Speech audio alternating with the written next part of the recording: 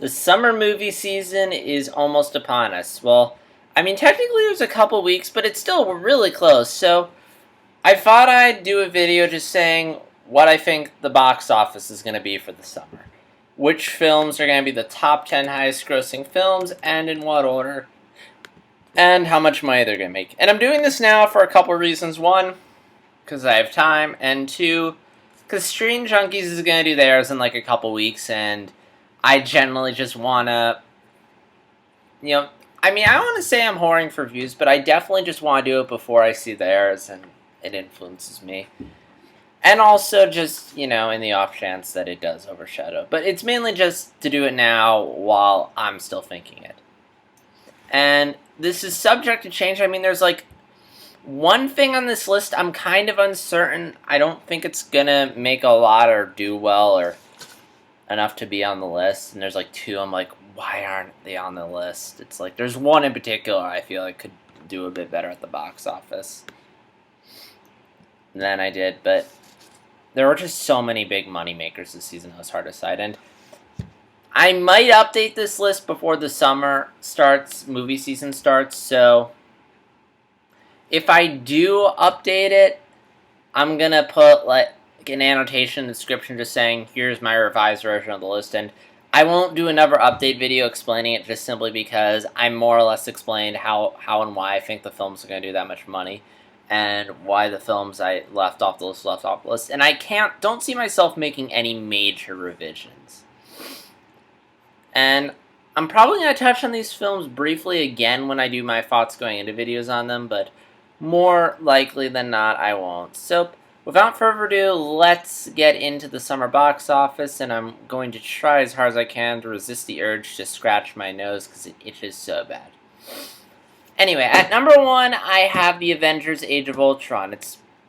This is like probably the most anticipated summer movie. It's the sequel to the first one, which that one made so much money, and not everyone was looking forward to it. I mean, there was excitement, but I don't feel like everyone was on board. Now, this is like basically the sequel to one of the biggest movie phenomenons ever. There's a lot more people who are invested in this universe and know about it than there were when the first one came out. It's built up a huge, strong following. Marvel has hit after hit. It's the hit after hit, and they're off Guardians of the Galaxy. I feel this is like a film everyone's excited for, and even if they aren't, they're going to go see it. So this is like guaranteed $1 billion. And although Fast and Furious made money very fast and furiously, so it'll be interesting to see how Age of Ultron stacks up. But yeah, this should make $1 billion, no problem. I mean, really well marketed, everyone knows about it, part of a really successful franchise, both critically and financially. Not so much critically, more financially, but it has a very positive word of mouth, so I have no doubt this is going to be number one. Next, I have Minions, and the reason why I picked Minions is just because this franchise is such a phenomenon. Oh yeah, and Avengers, it's going to make $1 billion. Minions is another film that, again, part of a franchise that's a huge phenomenon. I mean, the sequel did so really well. And this might be a bit of a gamble considering, like, we had a Penguins of Madagascar film, which was a spin-off that didn't do well, but the Madagascar sort of faded out in popularity, whereas the Minions, they're still huge, they're still phenomenal. There's still tons of little kids who want to go see this film, and the marketing makes it seem like it'll be more or less enjoyable, and again, a lot of kids are looking forward to this, a lot of Despicable Me fans, and I don't think it'll get bad reviews, so I think the strong word of mouth will help it. Although it is coming out the same weekend as another film that'll probably do really well, and that is Ant-Man. I reviewed the trailer for it. It looks fun. I mean, it's a Marvel film, and if Age of Ultron is as great as it's probably going to be, great in the sense that if it blows audiences away the way I think it will, again, I'll talk more about this when I do my thoughts going into videos, but then everyone's just going to be so hyped, loving Avengers: Age of Ultron, and they're going to be hungry for more Marvel. And then when they learn that there's a Marvel film coming out in a couple months, they'll be all over that. And I don't think Ant-Man's going to make quite as much as Avengers just because it again, I think Avenger is an established franchise. Ant-Man's a new character. I still think he'll do really well just writing off of Avengers and through word of mouth that it's a fun movie, that hopefully it will be. It won't make, I don't think it'll make as much, though, just because, again, it's not Avengers. It'll still do really well. It might make $1 billion, although I doubt it. Again, it depends on how much people view this as a sequel, to a follow-up to Avengers versus its own thing. And again, also it's an original property, and it's coming out competing with Minions, so it might lose money, but it's still going to do really well. At number 4, I have Inside Out, and and this is kind of a gamble, I mean, because, I don't know, animated films tend not to make, I mean, can make a lot of money, but they can also make very little money. It's definitely going to be in the top 10 list just because it's a family film, it's Pixar, they consistently do pretty well at the box office, regardless of quality. This one solely rests on if this film is as good as I think it is. If it's a really good film that's a Pixar classic like it's shaping up to be, then yeah, this is going to do really well. Word of mouth will help it spread and it'll be huge. If not, this will crumble. I mean, it'll still probably do really well, but I have it at like predicting $700 million. More likely than not, it's going to make like less than that. I mean, again, a lot of this banks on it being really good. And again, they shouldn't have the problem DreamWorks had with How to Train Your Dragon, simply because Pixar has a lot more credibility than DreamWorks, and so getting people in the seats shouldn't be a problem. I mean, they've been doing a really good job marketing this film. A lot of people know about it. It's just gonna, if it's good, it'll make $700 million. If it's okay or not or entertaining but nothing spectacular, it's still gonna do really well, but it'll probably it'll make like 400 or 500.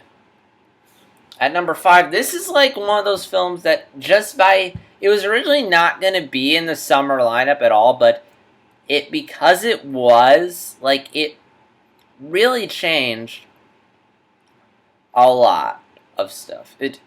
Not a lot, but it really shook up this list and made it different. And that is Mission Impossible Rogue Nation.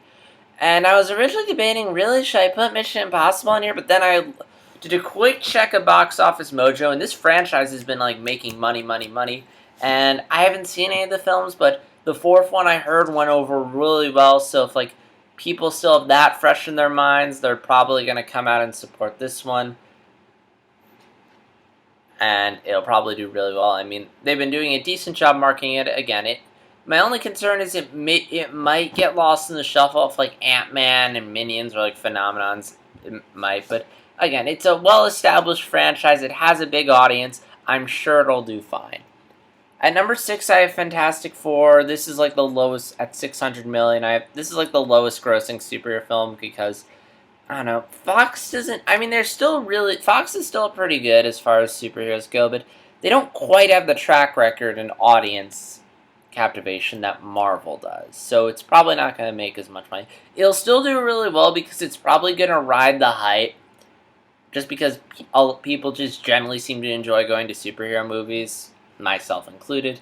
And it's also just going to be riding off the wave of fun that the other 2 Marvel films have. I don't think it'll make quite as much, though, because it doesn't look, I mean, maybe I'll be wrong, but it doesn't look as good or as fun as, the other 2 films, and I think, I have a feeling this might be the weakest film of the summer. Again, I could be wrong, but that's just what I'm feeling right now, and it's gonna get people in just because it's a superhero movie. They had a good time with the others. It won't make quite as much because it won't get good word of mouth. It'll be like Man of Steel or Godzilla, where there's a lot of initial hype going in, but once word gets out, it's nothing special.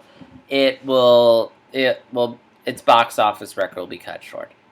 At number 7, I have Jurassic World again.